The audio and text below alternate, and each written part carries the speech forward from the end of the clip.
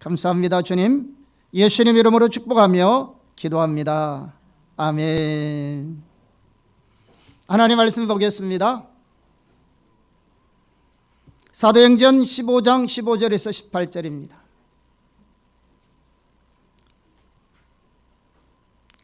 같이 합독하겠습니다. 선지자들의 말씀이 이와 일치하도다. 기록된 바 이후에 내가 돌아와서 다윗의 무너진 장막을 다시 지으며 또 그 허물어진 것을 다시 지어 일으키리니 이는 그 남은 사람들과 내 이름으로 일컬음을 받는 모든 이방인들로 주를 찾게 하려 함이라 하셨으니 즉 예로부터 이것을 알게 하시는 주의 말씀이라 함과 같으니라. 아멘. 자, 우리가 계속해서 우리가 예배와 관련해서 우리가 살펴보고 있습니다. 자, 예배에 있어서 최상의 예배의 형태가 찬양과 경배입니다. 찬양과 경배는 그 자체가 예배입니다. 그래서 저희 교회는 예배라 그러면 찬양과 경배를 말합니다. 그래서 오늘부터 우리가 몇 주간에 걸쳐서 이제 예배를 마무리하면서 찬양과 경배에 대해서 살펴보겠습니다. 저희 교회는 뭐 항상 이 말씀을 전하지는 않지만 찬양과 경배를 할 때는 항상 이 가치관 가운데 예배합니다. 그래서 이번에는 새로운 우리 지체들도 많이 오고 했기 때문에 또 예배와 관련하여서 이 부분들을 좀 더 자세하게 살펴보도록 하겠습니다. 지난번에 예배와 성령에 대해서 말씀하면서도 이 부분을 잠깐 언급하고 갔는데 오늘은 좀 더 자세하게 이 부분들을 몇 주간에 걸쳐서 살펴보도록 하겠습니다. 항상 이런 말씀을 계속 전할 수는 없지만 교회에서 예배드리는 가치관은 항상 이 말씀의 가치관을 위해 저는 세워져 있습니다. 한국교회에서 찬양과 경배가 언제 처음 시작되었을 것 같아요? 1987년도 서울에 있는 온누리 교회에서 처음으로 시작되었습니다. 한국에서. 그 시점에 미국에서 어떤 일들이 일어났냐고 하면 빈야도 운동이 일어났습니다. 전인부 목사님을 통한 빈야도 운동, 찬양과 경배를 통한 그리고 성령의 강력한 능력의 역사를 통한 그런 예배 회복. 그때 우리 한국에서 제일 처음으로 찬양과 경배를 도입한 교회가 온누리 교회 하영주 목사님입니다. 그 당시만 하더라도 찬양과 경배를 빈야도 운동이라 해서 많은 사람으로부터 비판을 받았습니다. 그러나 지금은 그렇게 생각하는 사람은 거의 없습니다. 은사 중지론자 빼놓고 소수의 사람들 빼놓고는 이상하게 생각하는 사람은 한 사람도 없습니다. 그런데 이 우리 한국에서 이 찬양과 경배가 도입될 당시 1980년대에 한국교회 상황은 영적으로 굉장히 경직되어 있었고요. 성장은 둔화되었고요. 전통의 맨 형식적인 예배가 드려지면서 전통 예배에 식상해하고 영적으로 메말라가는 청년들의 영혼이 살아나기 시작했습니다. 언제? 찬양과 경배를 통해서. 그래서 찬양과 경배를 통해서 오직 하나님께만 집중하고 하나님만을 높임으로 하나님의 현존하심, 하나님의 임재, 하나님의 영광을 경험하면서 예배가 회복되고 예배 갱신의 운동이 한국교회에 근본적으로 일어나기 시작했습니다. 찬양과 경배를 주장하는 예배자들의 가장 핵심이 뭐냐? 예배 갱신입니다. 형식적이고 제도화된 경직 같은 예배를 뭔가 이 살아있는 예배, 하나님께만 집중하는 예배, 주님만을 높이는 예배, 그리고 그분의 임재가 있고 그분의 영광을 보는 주님이 이곳에 오셔서 역사하는 그 예배에 대한 핵심이 찬양과 경배였습니다. 실제로 찬양과 경배가 한국교회 예배를 살렸습니다. 그리고 많은 젊은 청년들을 깨웠습니다. 그래서 찬양과 경배는 그 자체가 예배입니다. 최고의 예배 형태입니다. 그래서 오늘 첫 번째 시간으로 이 부분들을 제가 살펴보겠습니다. 지금 왜 찬양과 경배가 그 자체가 예배이고 왜 찬양과 경배가 최고의 예배 형태인지를 오늘부터 시작해서 몇 주간 동안 제가 살펴보겠습니다. 이것이 단순한 빈야의 운동이 아니고 성경에서 명백하게 우리의 예배가 어떤 예배가 되어야 되는가를 살펴보기 원합니다. 그래서 오늘 첫 번째 시간으로 신약교회 예배의 모델에 대해 살펴보겠습니다. 오늘 우리는 신약교회입니다. 오늘 우리는 신약시대입니다. 오늘날 교회는 신약교회입니다. 신약을 살아가는, 신약시대에 살아가는 오늘 우리들의 예배, 교회에서의 예배가 어떤 예배가 되어야 할까요? 성경에서는 신약시대 예배를 어떤 예배로 규정하고 있을까요?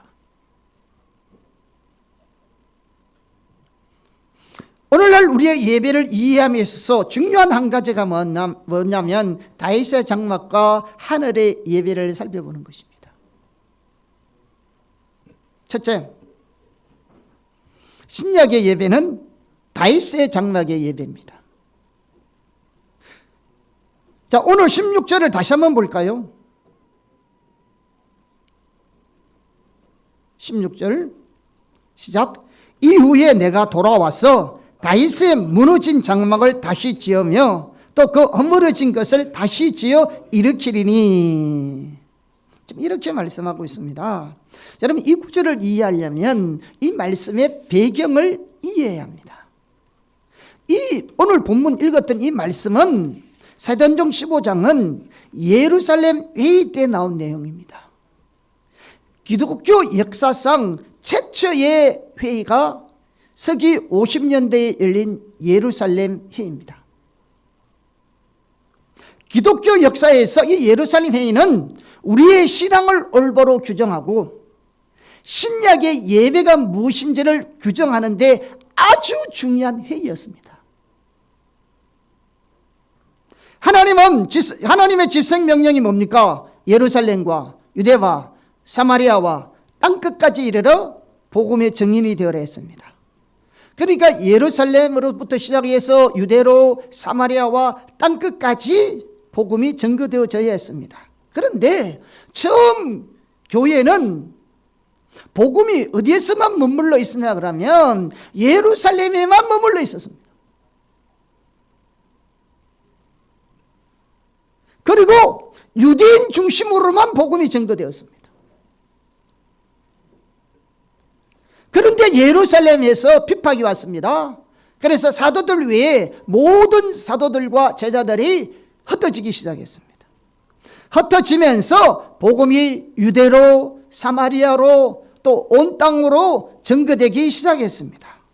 그런데 문제가 생기기 시작했습니다. 어떤 문제가 생기기 시작했냐면 예수 믿는 유대인들과 예수를 믿지 않는 이방인들이 믿는 사람들과 문제가 생기기 시작했습니다. 어떤 문제가 생겼냐 그러면 예수 믿는 유대인들은 예수를 믿더라도 그동안 전통적으로 행해오던 규례를 따르라고 강요하는 일들이 일어났습니다. 누구에게? 이방인 그리스도인에게. 유대인들은 원래부터 구약에 주어진 규례와 규칙을 지키고 왔잖아요. 그러니까 예수를 믿으면서도 여전히 그러한 것을 지켜야 된다고 생각하고 예수 믿는 이방인들에게 그걸 강요하는 겁니다. 그러다 보니까 이방인들이 가만 보니까 그거 아니거든. 그래서 이방인 교회에서는 뭐냐? 그런 전통 따를 필요 없다. 예수님께서 우리를 구속하셨기 때문에 우리는 예수만 믿으면 되지 그런 전통을 규례를 지킬 필요가 없다. 이렇게 서로 대립이 생기기 시작하는 겁니다. 그래서 이 문제를 해결하기 위해서 소집된 회의가 사도행전 15장에 있는 예루살렘 회의입니다. 그래서 많은 사람들이 전국에서 몰려와서 이 문제를 놓고 토론을 합니다. 여기는 사도 베드로도 있었고요. 우리가 잘 아는 사도 바울도 있었고 바나바도 있었고 그 당시 예루살렘의 최고의 지도자였던 예수님의 동생 야고보도 있었습니다. 전국에 있는 사람들이 다 모여서 이 부분을 토론하고 난 뒤에 제일 먼저 베드로가 나와서 이렇게 말합니다. 하나님이 자기를 이방인 고넬료의 가정에 방문하게 했던 사건을 이야기합니다. 여러분, 이방인에게 제일 먼저 복음을 전한 사람은요, 사도 바울이 아니고요, 베드로였습니다. 그래서 고넬료가 하루는 기도하고 있는 중에 천사가 나타나가지고 베드로를 초청하라고 그렇게 말씀합니다. 또 그때에 베드로도 기도하고 있었는데 하나님께서 베드로의 교회 한 상을 보이면서 고넬료 가정에 가서 복음을 전하라고 말씀하셨습니다. 성경에 보면 고넬료는 항상 기도하며 하나님을 경외하는 사람이라고 성경에 기록되어 있습니다. 이렇게 고넬료가 항상 하나님께 기도하고 경외하고 구제 많이 하는데 하나님을 경외한다고 해서 예수를 믿는 것이 아닙니다. 그 당시에는 유대인이 아니면서도 유대인의 법을 따라서 생활하는 사람들이 있었습니다. 그런 사람을 가리켜서 하나님을 경외하는 자라고 이렇게 표현합니다. 그러니까 고넬료는 이방인이었지만 그는 유대의 법과 규례를 따라가는 그런 하나님을 믿는 사람이었어요. 그러니까 하나님께서 이 고넬료에게 구원이 필요한 거죠. 이들만 보더라도요, 유대인들은 예수를 믿어야 합니다. 유대인들도 예수를 믿어야 한다고요. 자, 그런데 하나님은 그런 고넬료의 가정을 구원하기 위해서 베드로를 초청해서 말씀을 듣게 하신 겁니다. 그때 중요한 것이 뭐냐면 베드로가 거기 가서 그들에게 복음을 전하는데 유대인의 전통을 전한 것도 아니고 유대인의 규례와 법도를 정한 것이 아니라 오직 예수 그리스도를 정했어요. 오직 예수 그리스도를 전하니까 회개하는 역사가 일어났고 그들이 예수 믿고 성령을 받았습니다. 베드로가 그 경험을 전하면서 뭐라고 말하냐면 하나님께서 저들을 하나님의 자녀로 받았는데 왜 우리 조상들도 지지 못하는 짐을 저들에게 지우려고 하느냐. 이 짐이 뭐냐? 규례와 법도와 전통을 지키라는 말입니다. 우리 조상들도 못 지켰던 것을 어떻게 이방인들에게 지키라 할 수 있느냐, 그 말입니다.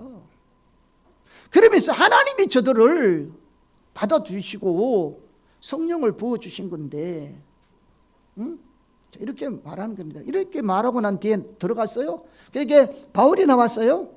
바울과 바나바가 나와서 자신들이 이방 지역에서 사역을 하면서 자신들도 유대의 전통을 전한 것도 아니고 할례를 전한 것도 아니고 규례와 법도를 전한 것도 아니고 오직 예수 그리스도를 주되심을 전했는데 저들에게 놀라운 하나님의 놀라운 사역의 열매들이 일어나더라. 자, 이 말을 듣고 난 후에 예루살렘의 담임 목사와 같은 야고보 사도가 일어나서 결론적으로 한 말씀이 오늘 본문의 말씀입니다. 그런데 특별히 이 16절의 말씀은 아모스 9장 11절을 인용하면서 야고보가 이 회의를 결론 짓는 겁니다. 자, 아모스 9장 11절을 볼까요? 같이 시작. 그날에 내가 다윗의 무너진 장막을 일으키고 그것들의 틈을 막으며 그 허물진 것을 일으켜서 옛적과 같이 세우고. 자, 여러분 보세요. 아모스가 하나님께서 어느 한 시점에 다윗의 무너진 장막을 일으켜 세운다고 말했어요. 그런데 지금 야고보 사도가 예루살렘 회의를 하면서 결론적으로 뭘 말하고 있습니까? 지금 우리 시대에 예배가 다윗의 장막의 예배를 회복시키려고 하는 것이구나, 이렇게 결론을 딱 지은 겁니다. 아모스가 예언했던 것이 지금 오늘 우리 시대에 이루어진 이 말이구나, 이걸 결론 지은 겁니다. 마치 제복 형제는 든든해요. 마치 오순절 성령의 능력의 역사가 일어났을 때에 베드로가 이 일이 요엘서에 일어난 예언이 성취된 것이라고 깨닫게 해주신 것처럼 지금 이 회의를 통해서 아모스가 말했던 하나님의 회복시키기를 원하시는 다윗의 장막의 예배가 오늘 바로 우리 시대에 이루어지는 것을 말씀하고 있구나, 이걸 얘기하는 겁니다.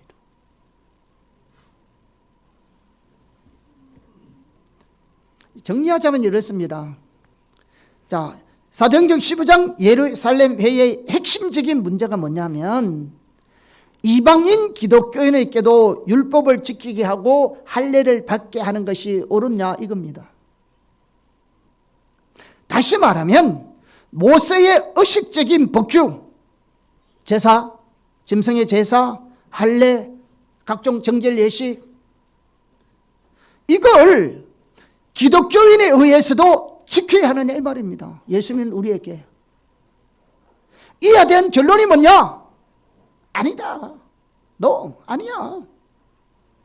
그러면서 예수 그리스도의 나라는 모세의 언약의 부활이 아니고 다윗의 장막의 회복이라는 결론을 내리는 겁니다. 따라서 다윗의 장막에서는 모세의 의식이 쓸 자리가 없고요, 다윗의 질서가 세워진다는 말입니다. 다윗의 질서가. 그런데 이것이 왜 중요하냐면요, 굉장히 중요한 말인데요, 왜 중요하냐 그러면 그 당시에 예수님의 구속사역이 이루어졌음에도 불구하고 예루살렘 성전에는 성대한 짐승의 제사가 드려지고 있었습니다. 구약의 제사 제도가 예수님의 구속사역, 예수님의 시대에는 물론이거니와 예수님의 구속사역을 이루고 난 이후에도 지속되고 있었다고요. 그런데 짐승의 제사를 드렸는지는 몰라도 예수 믿는 자들도 성전에 가서 예배드렸습니다. 그래서 베드로와 요한이 성전에서 기도하러 올라갈 때 날때부터는 안전병기를 고치는 사건이 나오잖아요. 그런데 그 시대의 회의를 통해 내린 결론은 뭐냐? 신약 교회의 예배는 모세의 질서를 따르는 예배가 아니고 다윗의 질서를 따르는 예배라는 결론을 딱 내립니다. 이게 성경에 있다고요. 예루살렘 회의에서. 그래서 그때부터 모세의 언약에 속한 제사 행위는 없어졌고 레위 지파에 따른 제사장도 없어지고 할례도 없어지고 짐승의 피제사도 없어지고 다만 다윗의 장막이 회복될 것이라고 말씀하고 있습니다. 아멘. 지금까지 무슨 말씀인지 이해하셨습니까? 자, 그럼 다윗의 장막이 뭡니까? 신약 예배는 다윗의 장막의 회복인데 이 다윗의 장막이 뭐냐는 거죠. 구약에서 다윗의 장막은 두 가지가 있습니다. 어디에서요? 구약에서. 첫째, 다윗의 왕국으로서의 다윗의 장막입니다. 이사야 16장 5절을 보겠습니다. 시작. 다윗의 장막에 인자함으로 왕위가 굳게 설 것이요 그 위에 앉을 자는 충실함으로 판결하며 정의를 구하며 공의를 신속히 행하리라. 여기 보면 다윗의 장막에 인자함으로 왕위가 굳건하게 설 거라 했습니다. 그러므로 여기 말하는 다윗의 장막은 하나님께서 다윗을 위해 세운 집을 말합니다. 다시 말하면 하나님이 다윗에게 주신 언약, 다윗의 왕국, 왕권, 다윗의 계보가 이 안에 다 포함되어 있습니다. 따라서 구약에서 다윗의 장막의 첫 번째 의미는 뭐냐면 다윗의 왕국으로서의 다윗의 장막입니다. 그러니까 이스라엘 왕은 다윗부터 시작해가지고 끝날까지 예수 그리스도까지 다윗의 후손들이 왕위를 계승했잖아요. 이게 다윗의 장막의 한 의미입니다. 그리고 이 모든 약속과 언약은 다윗의 자손으로 오신 메시아를 통해서 다 성취되었습니다. 자, 두 번째 다윗의 장막의 의미는 다윗이 세운 새로운 예배 질서로서의 다윗의 장막입니다. 자, 이 이 예배가 언제 지금 구약에서 지금 신약을 얘기하는 게 아니에요. 구약에서 다윗의 장막이 지금 이걸 하고 있다는 겁니다. 자, 이 다윗의 장막은요, 다윗이 하나님의 언약궤를 두기 위해서는 장막을 텐트를 말합니다. 이 두 번째 장막은. 그리고 여기에서 새로운 질서의 예배가 드려졌습니다. 그래서 앞서 말씀드린 대로 사도행전 15장 16절에서 아모스 9장 11절을 인용하면서 다윗의 장막이 성취되었다고 엄감으로 보름을 내루세요.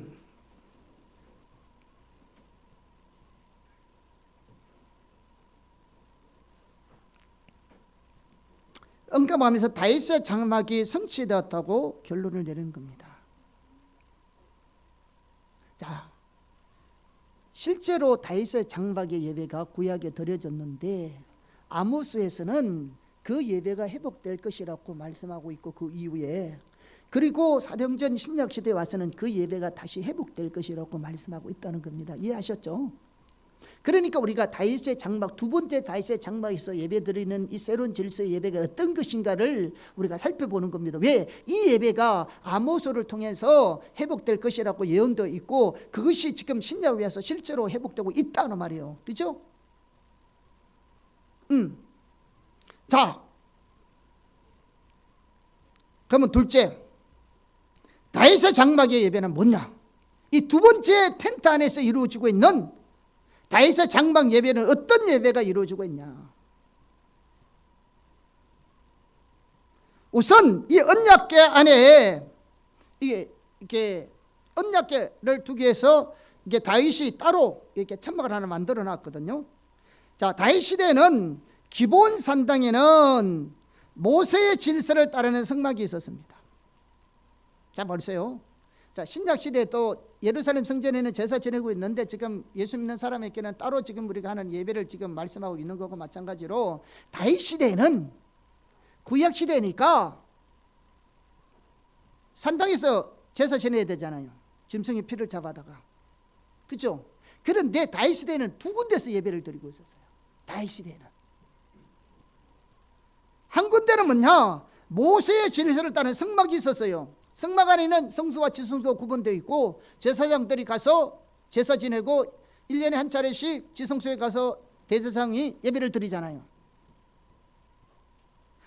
그런데 엘리 제사장 시대 때 언약궤를 빼앗겼다가 다시 찾아온 후에 그 언약궤가 기한 여아림에 있었는데 이 다윗 시대 때에 기한 여아림에 있는 언약궤를 다윗이 어디로 가져갔냐면 예루살렘으로 가지고 와서 그 언약궤는 원래 어디다가 보관해야 되냐 그러면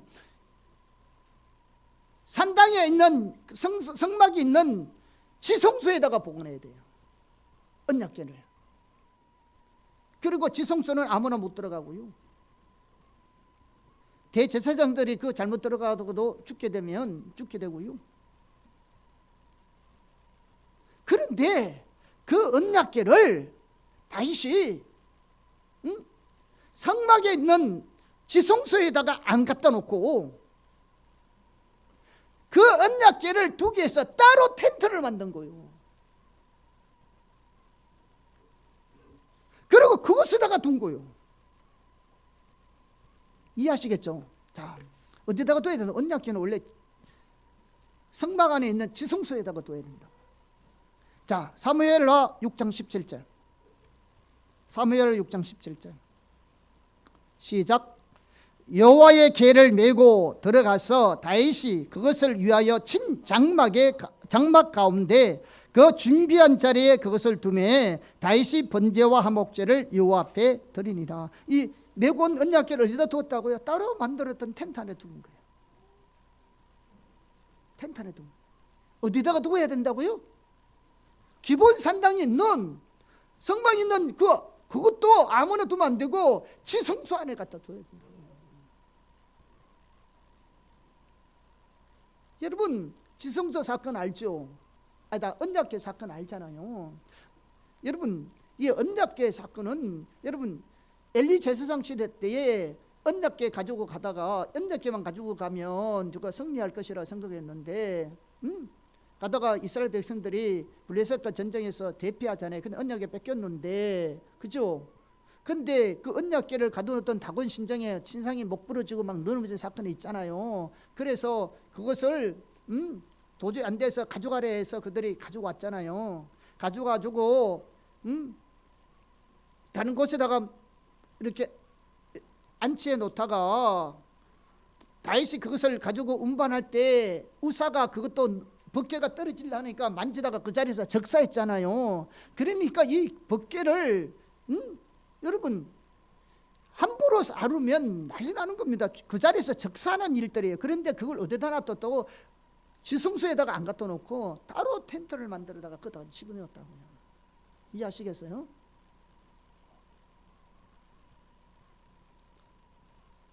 자, 다시 한번 정리하면요, 다윗 시대는 두 종류의 제사가 지금 드려지고 있어요. 모세의 질서를 따른 성막이 있었고 기본 산당에, 그리고 모세의 질서를 따른 제사가 드려지고 있었습니다. 그런데 다윗은 언약궤를 위해서 장막을 치고 모세의 질서를 따른 제사장들과 다른 제사장을 세웠어요.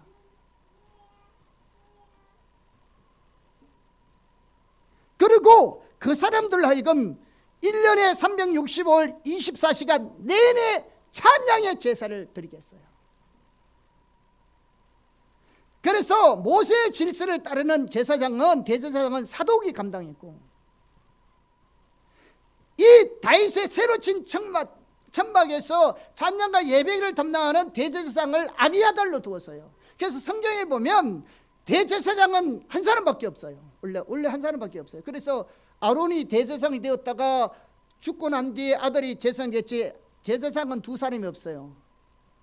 그런데 다윗의 당시에는 대제사장이 두 명이었어요. 한 사람은 모세의 질서를 따른 예배를 관장할 수 있는 대제사장 사독을 두었고, 그 다음 때 따로 친 천막에다가 찬양과 경배를 감당할 수 있는 대제사장 담당관들을 아비아달로 두었어요. 그리고 나중에 되면 그 아들이 그 일을 감당하고 있거든. 뭐 하고 있다고요? 거기서는 1년 365일 24시간 내내 찬양의 제사를 그곳에서 드렸다고요. 한쪽에는 모세의 질서를 따른 짐승의 피를 잡아다가 드리는 제사가 있었고, 한쪽에는 찬양과 경배로 하나님께 예배하는 것이 이루어졌다고요. 다윗의 시대에, 구약 시대에. 구약 시대에 하나님 만나러 뭘 가야 돼? 우리가 호세아 시대 때 신앙과 본질에 관련된 부분도 우리가 살펴봤듯이 구약의 신앙은 제사를 통해서 가야 되는데, 그러나 하나님 나는 제사를 본질을 원치 아니하고 하나님을 알고 사랑을 원한다고 했을 때 또 마찬가지로 처음부터 의식과 본질을 제사와 본질을 얘기하더라도 하나님은 그게 우선이 아니고 신앙의 본질을 얘기했던 것을 말씀드렸던 것과 같이, 여러분 보세요. 여기서도 똑같은 겁니다. 자, 역대상 16장 4절에서 6절입니다. 그리고 37절입니다. 같이 읽어보겠습니다. 시작. 또 레위 사람을 세워 여호와의 궤 앞에서 섬기며 이스라엘 하나님 여호와를 칭송하고 감사하며 찬양하게 하였으니 아삽은 우두머리요, 그 다음은 스가랴와 여이엘과 스미라목과 여이엘과 마띠디아와 엘리압과 버나냐와 오베데돔과 여이엘이라. 비파와 수금을 타고 아삽은 재금을 힘있게 치고 제사장 버나냐와 야시엘은 항상 하나님의 언약궤 앞에서 나팔을 부니라. 37절. 다윗이 아삽과 그의 형제를 여호와의 언약궤 앞에 있게 하며 항상 그 궤 앞에서 섬기게 하되 날마다 그 일대로 하게 하였고. 뭐 하겠다? 날마다. 다윗은 그곳에 고라 자손들로 이루어진 레위 지파 제사장들을 세워서 그들로 하여금 찬양으로 하나님의 언약궤 앞에서 항상 예배를 하도록 했습니다. 여러분, 찬양과 경배가 하나님을 예배하는 핵심적인 형태로 도입된 것이요, 다윗 시대 때부터. 여러분, 찬양과 경배는요, 한 시대의 신학적 흐름이 아닙니다. 구약 시대 때부터 찬양과 경배가 예배였다고요.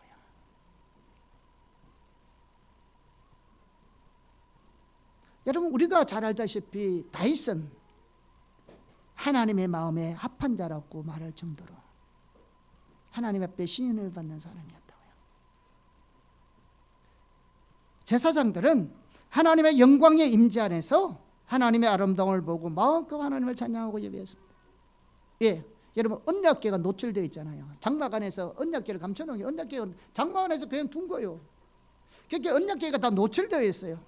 여러분, 하나님의 언약궤는 하나님의 영광이 지상적인 임재로 머물러 있는 것입니다.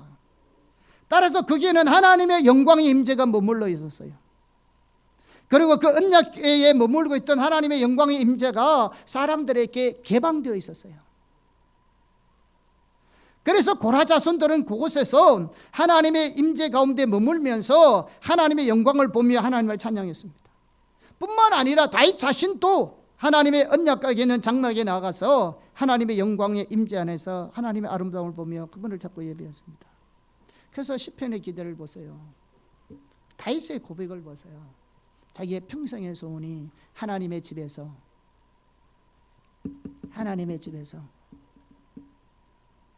여호와의 아름다움을 보며 그분의 영광을 보며 평생을 주님만을 알기를 소망했다고요. 하나님의 영광, 하나님의 임재가 다윗의 시대는 노출되어 있다고요. 그 영광의 임재 앞에 우리가 할 수 있는 것이라고는 하나밖에 없습니다.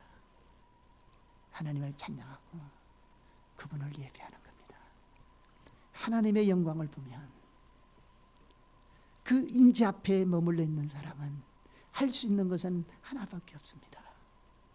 그분의 영광을 찬양하고 그분께 엎드려 365일 1년 12달 이 시간 내내 하나님을 높이고 찬양합니다.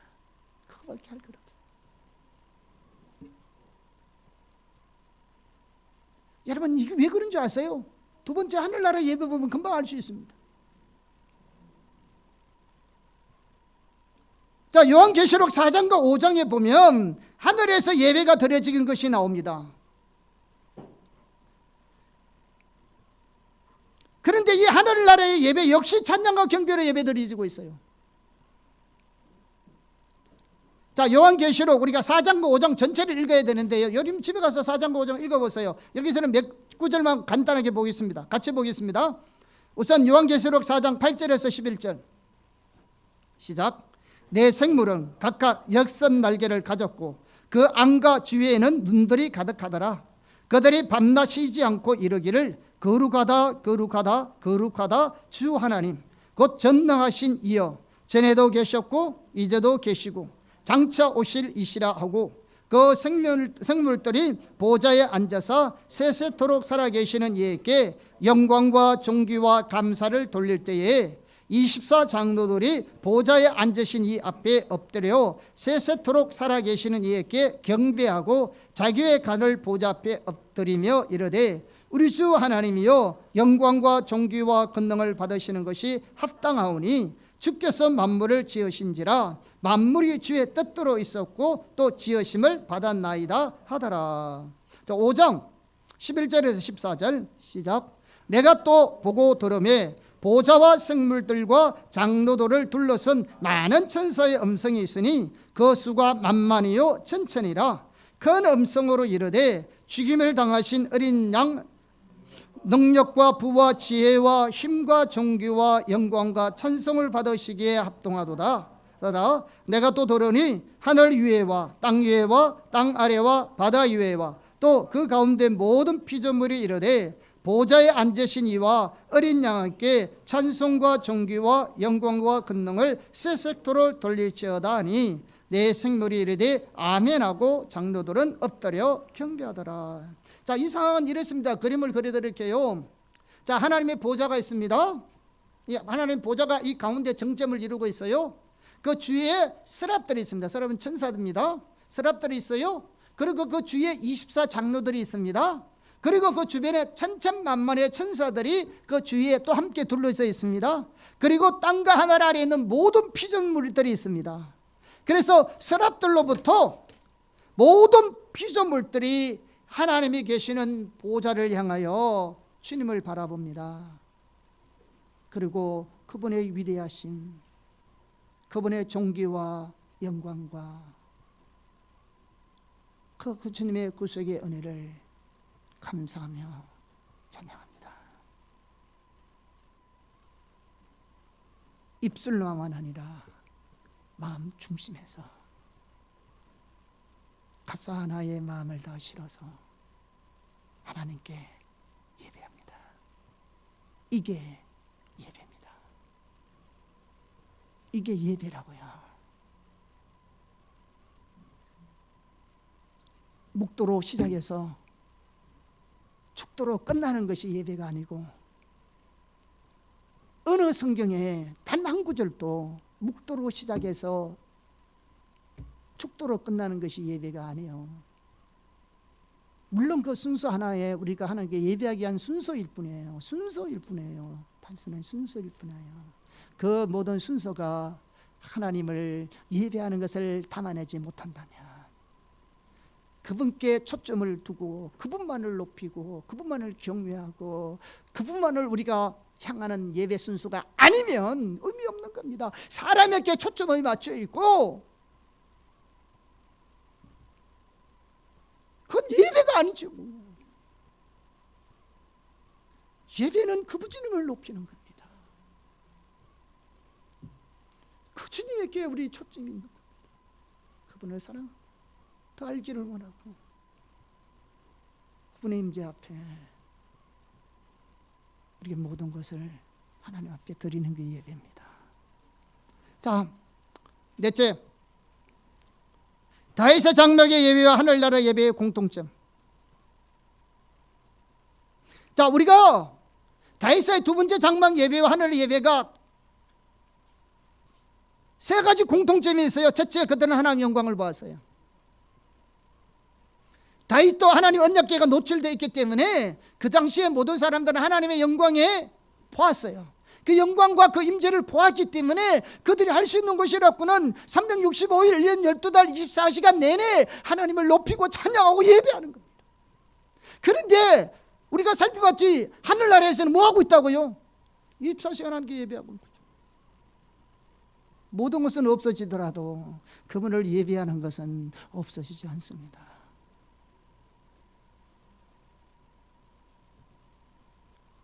뿐만 아닙니다. 찬양으로 예배했습니다. 다윗의 장막 예배도 찬양으로, 짐승의 제사가 아니고 찬양으로 예배했고, 하늘나라 예배에서도 찬양으로 예배했습니다. 그리고 셋째, 하루 24시간 1년 12달 365일 예배했습니다. 다윗의 장막에도 하늘나라 예배도. 이것을 보면 하늘의 예배와 다윗 장막 예배가 정확하게 같은 것임을 알 수 있습니다. 그런데 중요한 것은 사도행전 15장에서 신약의 예배가 다윗의 장막의 예배가 회복될 것이라고 말하고 있는 겁니다. 이해하시겠죠? 방금 우리가 읽었던 이 본문의 말씀에서 이 말씀이 아모스로 통해서 예언되어졌고, 이게 신약에 왔어. 실제로 신약의 예배는 바로 이 다윗의 예배, 두 번째 장막의 예배, 찬양과 경배로 드리는 예배가 회복될 것이라고 말씀하고 있습니다. 왜? 이게 하늘나라의 예배니까요. 하늘나라에서 지금 드려지고 있는 예배라고요. 지금도 하늘나라에서는 이렇게 예배 드리고 있다고요.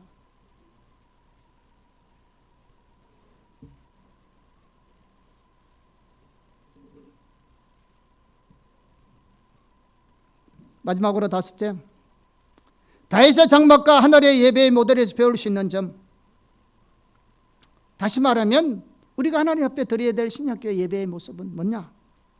찬양과 경배가 최고의 형태의 예배입니다. 제가 왜 아까 시작할 때 찬양과 경배가 최고의 형태의 예배라는지 이해하셨죠? 다윗의 장막의 예배가, 하늘나라 예배가 찬양과 경배잖아요. 그 오늘날 우리가 드려야 될 예배가 찬양과 경배라고 말하고 있잖아요. 그러니까 오늘날 최고의 예배 형태는 찬양과 경배입니다. 그래서 우리 교회는 30분 동안 찬양과 경배로 예배하는 겁니다. 이 예배 시간이에요.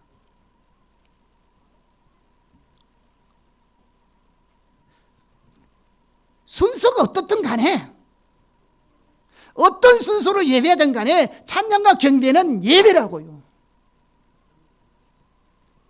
여러분이 찬양과 경배를 어떻게 예배를 드려야 될지 앞으로 이 자세에 대해서는 앞으로 살펴보겠지만, 찬양과 경배 자체가 예배라고요. 어떤 사람들은요, 찬양과 경배를 부수적인 것으로 생각하는 사람들이 많습니다. 많은 분들이 예배의 중심을 말씀이라고 생각해요. 설교라고 생각합니다. 사실은 맞는 말씀이기도 합니다. 말씀 중요한, 예배의 중요한 핵심입니다. 그런데 이러한 이해를 가지고 있는 사람은 이 찬양과 경배를 말씀을 위해서 사람들의 마음을 준비시키는 정도로 이해합니다. 그래서 찬양과 경배를요, 준비 찬양으로 생각합니다. 그래서 예배 드리기 전에 사람들 뭐 합니까? 준비 찬양합시다 이러잖아요. 이 세상에 뭘 준비한다는 말입니까? 우리가 하나님 앞에 찬양과 경배 그 자체가 예배인데,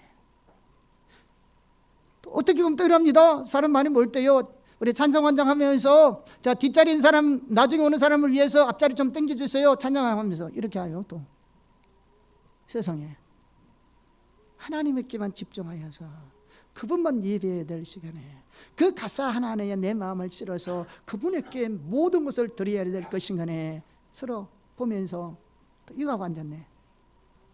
예? 왔니? 노래 찬양하면서 또 예배하면서 또 일하네 또? 이게 예배입니까 여러분? 이게 예배냐고요? 이게 예배냐고요?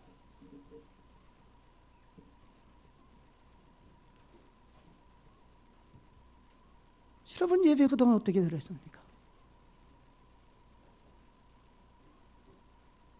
우리가 드릴 예배가, 하나님이 받기를 원하시는 예배가 찬양과 경배인데, 우리가 왜 저녁에 2시간 기도회 하면서 1시간을 찬양과 경배하는지 아세요? 하나님이 찬양과 경배를 바꾸기를 원하신다고 하루에서 하는 겁니다. 그래서 1시간 동안 하는 겁니다. 정말로 하나님 우리에게 받고 싶은 원하는 것이 뭔지 아세요? 예배입니다. 하나님밖에 우리가 할 수 있는 게 최고가 예배인데, 그 예배의 핵심이 뭐냐? 찬양과 경배라고요. 그래서 저희들은 따로 성경 찬양집을 여러 군데가 찬양과 경배곡만, 하나님께만 초점을 맞출 수 있는, 우리의 마음을 통해서 하나님께만 초점을 맞출 수 있는 찬양과 경배곡을 따로 우리가 예배 드리고 있는 겁니다. 간접적으로 드린 것도 아니고 간정식으로 드린 것도 아니고, 우리 온 마음을 다해서 그 주님을 높이고 그 주님을 예배하고 찬양하고 할 수 있는 곡들만 따로 모아서 예배하고 있는 거예요. 왜? 그 주님께만 집중하려고, 그 하나님만 높여드리려고.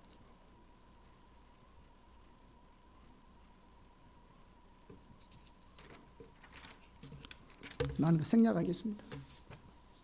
둘째, 찬양과 경배가 최고 예배 형태이고, 둘째, 하나님의 임재와 영광을 보는 것이 예배의 핵심입니다. 예배의 핵심은요, 하나님의 영광을 보는 겁니다. 하늘의 예배이든 다윗의 장막의 예배이든 신약의 예배이든 하나님의 영광을 볼 때 그 영광 앞에 경외함으로 엎드리게 되어 있습니다. 그래서 우리가 예배하러 올 때 하나님을 구하여 나오는 겁니다. 그분의 영광을 보기 위하여, 그분의 임재 앞에 그분을 더 알기 위하여, 그분을 더 사랑하기 위하여 주님을 찾아 나오는 것이 예배입니다. 그런데 언제 그 하나님의 영광과 그 임재와 그 주님의 성품들을 우리에게 계시해 주느냐? 찬양과 경배입니다. 예배 시간 때, 공적인 예배 시간 때, 예배 순서가 아니고 찬양과 경배 때 가장 많이 하나님이 자신을 계시하십니다. 그분을 알려주십니다. 이게 많은 성경학자들의 얘기입니다. 하나님 언제 자기 자신을 많이 알려주시느냐? 하나님 누구신 것인지, 하나님 뜻과 목적 오정이 어디에 있는지, 하나님의 길이 어디에 있는지, 이 시대에 하나님 무슨 일을 하고 계시는지, 하나님의 의도와 계획을 무엇인지 우리에게 가장 많이 알려주신 데가 예배 따라나니까. 여러분 예배해 보세요. 꼭 여러분이 교회에서 아니라도 여러분 집에서 개인적으로도 여러분 하나님께 예배해 보세요. 찬양 경배해 보세요. 하나님 제가 하나님이 누구신 것인가를 가장 많이 계시하는 때가 예배 때라니까요. 그러니까 인터넷에서 예배 드리면 안 돼요. 찬양과 경배를 제대로 예배 뭘 듣겠다는 거예요. 제대로 예배가 되겠어요? 거기서 마음껏 하나님을 높이고 찬양하고 예배할 수 있냐고요. 설교를 들으려고 앉아있나요? 설교는 예배가 아닌데, 설교는 하나님 우리에게 주시는 메시지인데, 엄밀히 말하면 예배는 하나님 우리에게 드리는 거잖아요. 메시지는 하나부터 받는 거잖아요. 우리가 드리는 예배는요 2개밖에 없습니다. 찬양과 경배와 헌금입니다. 헌금도 드리는 거고 예배도 찬양과 경배도 하나님께 올려드리는 거고, 이거 나머지는 다 하나님부터 주시는 겁니다. 말씀도 하나님부터 오는 거잖아요. 우리가 기도 사역할 때 기도와 하나님 우리께 성령의 역사도 사역도 성령님도 오셔서 하나님이 하시는 일이잖아요. 우리가 하나님께 드리는 건 2개밖에 없다고요. 찬양과 경배와 헌금밖에 없다. 그게 예배의 핵심입니다. 찬양과 경배와 헌금으로 드리는 예배, 찬양과 경배로 드리는 예배, 이게 우리 예배입니다.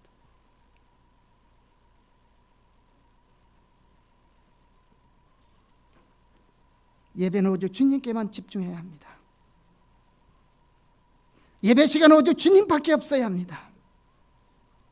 우리의 관심은 오직 하나님께만 가야 합니다. 그렇기 때문에요, 저희 교회들은요 철저하게 우리가 찬양팀들이 여기 있는데요, 저희들은 찬양팀들을 훈련합니다. 찬양팀들만을 위한 훈련이 있어요. 안 했는데 전사님 보고 이렇게 매 주일마다 한 번씩 모일 때마다 하라고만 했지 전체적으로 안 했는데, 왜 안 했냐면 우리는 찬양 경배가 너무 중요하기 때문에 이런 성경적인 가치관들을 훈련시킵니다.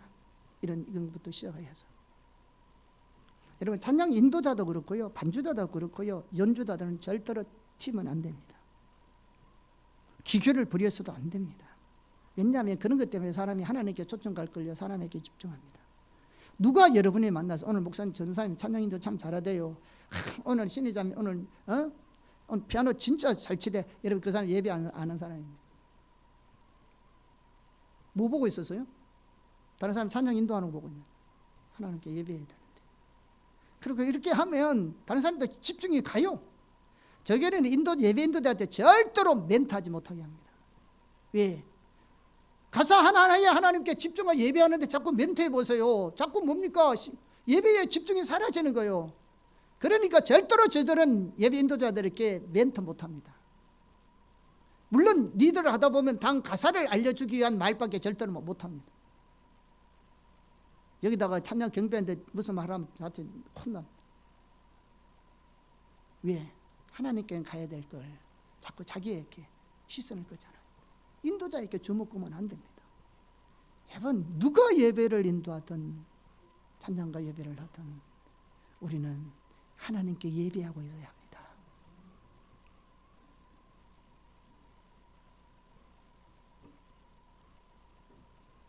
또 찬양은 사람을 위해 존재하는 것이 아닙니다.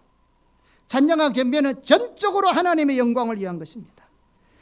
우리의 찬양을 받으실 분은 오직 하나님뿐입니다. 그렇기 때문에 찬양은 근본적으로 성도들에게 은혜를 끼치기 위해서 하는 것이 아닙니다. 성도들에게 은혜를 끼치기 위해서 찬양과 경배하는 게 아니라고요. 그러니까 우리는 성가대를 안 두는 이유도 없어서도 안 두지만은 있어도 안 둘 이유가 뭐냐 그러면, 성가대는 하나님 앞에 예배드리면 다 같이 예배드리면 되는데 왜 특별하게 우리가 특성도 잘 안 하잖아요. 가끔 하기도 해요. 왜냐, 예배는 우리 같이 하나님께 예배 올려드리는 거잖아요. 사람을 위해서. 차라리 그거는 예배가 아니고 공연이죠. 하면 되죠. 공연은 나쁠 거 없잖아요. 하면 되지만 예배는 아니라는 말입니다. 사람을 청중을 향해서 하는 거는 예배가 아니죠. 그냥 공연이죠. 공연은 공연으로서 끝나는 건 예배가 아니죠.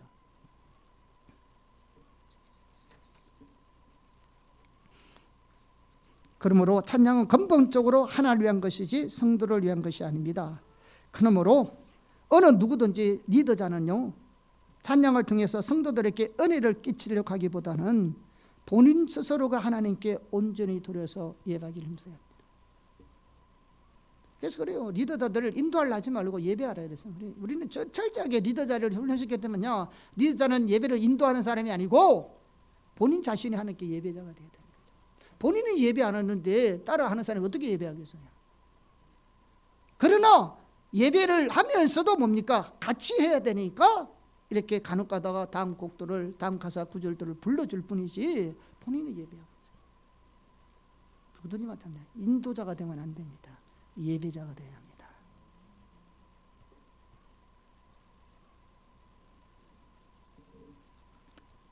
셋째는 하나님께 드리는 직접 합법의 찬양이 매우 중요합니다. 찬양과 경배는 하나님께 드리는 최상의 예배 형태고요.